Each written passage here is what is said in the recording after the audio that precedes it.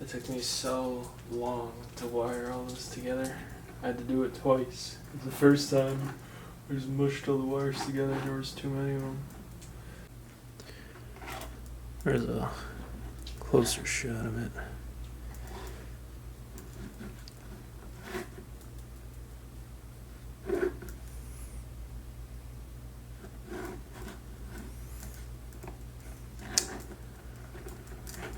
So yeah. Look at this cat. He just drapes himself across the desk and sleeps. Got a design. So I'm redesigning the internal part or assembly, sensor bed, whatever you call it. It'll be way cleaner than this. This one is like random parts literally stuck together, so I'm starting over. Oh, here's the part. It's beefed up.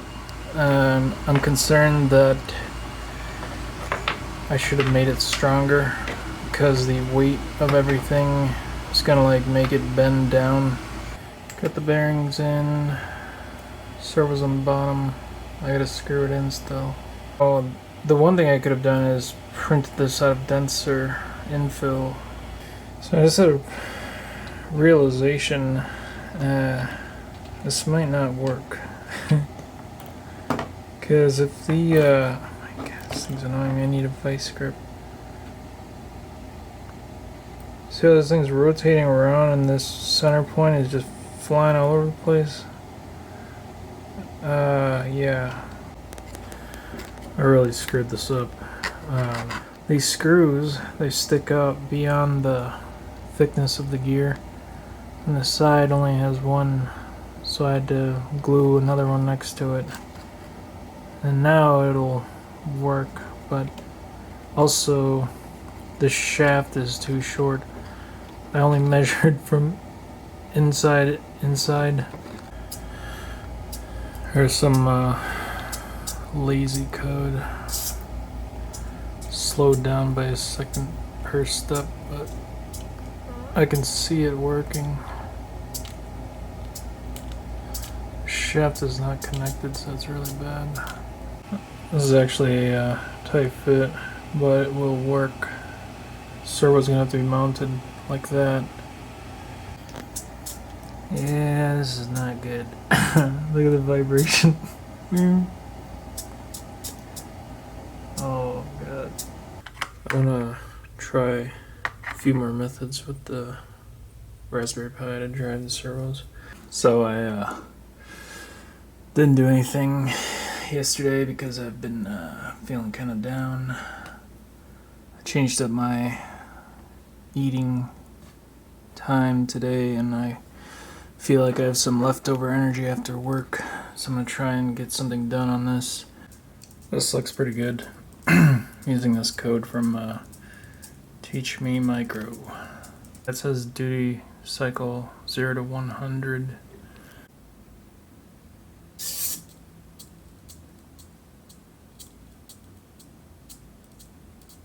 Maybe it does at 180.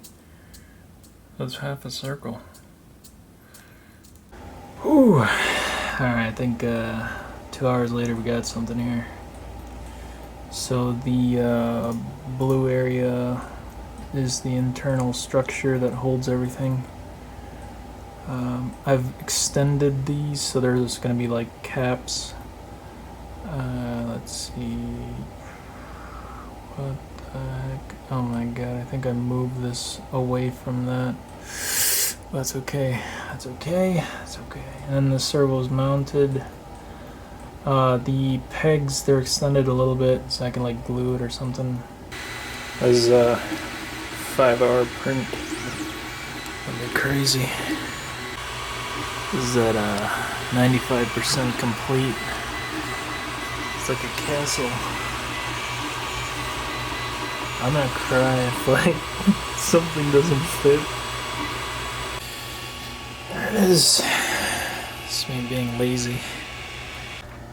So the thing that's bad about doing it like this is it is hard to take apart like to remove all the supports. So yeah, it's gonna take me a bit. Hopefully I don't break anything. Yeah, so this was really dumb. I've already broken some things trying to get the supports out of it. I definitely should have printed it separately.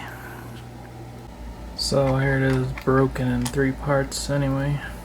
But the thing I wanted to point out is this is the IMU plate. And look at how freaking thin that is. Like, Jesus. I am so angry at this.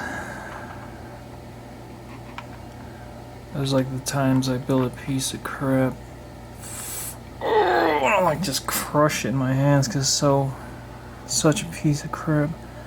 Like, how did I design this thing that this piece here is attached to this tiny guy, and then this front piece is attached by a little tiny piece. You know, of course it breaks off.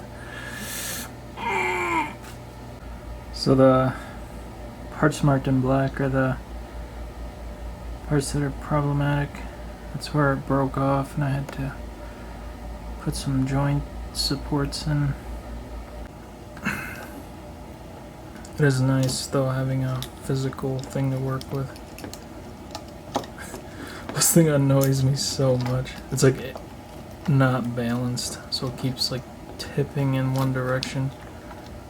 And it's heavy as hell, like it's dense. But yeah, so the IMU does not fit very well. I have to make an adjustment there. It's hard to do with one hand, but servo's here, so it applies the torque like this. So I separated the parts, the sensor bed, into 3 different components. There's a front one, a middle one, a back one, and they're just glued together. Like that one's like a clamp. Here's the IMU. It's not accurate. Like the gravity Z value never hits 9.8. This is crazy. I'm using this Tiffany library by Ryerson. Damn, it's so good. It's so accurate. Normally this sensor is only good like within 30 centimeters. It even says that in the manual. But here, it goes like within 2 centimeters. One. Holy crap. I'm watching this. Damn. Oh, there it is. Printed again. This thing is pretty complicated.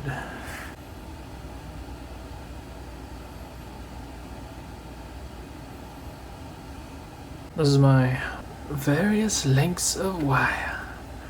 Look at how freaking jam-packed this is. It's insane. So I have some cleanup to do still, but here it is. Floating sensor assembly. Oh, so many wires and it doesn't sit level.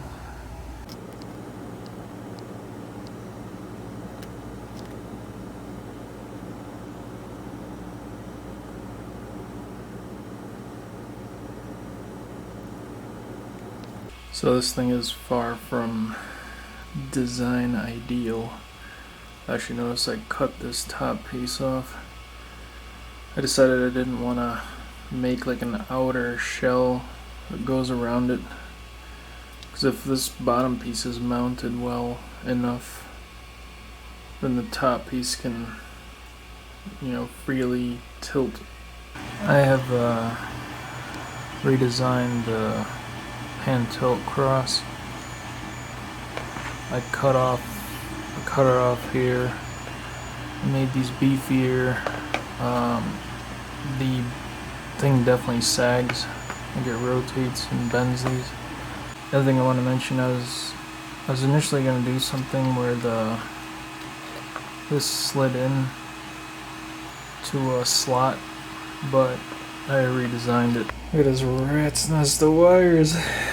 I I have to like route them, cut them, solder them, heat shrink them, and there's so many.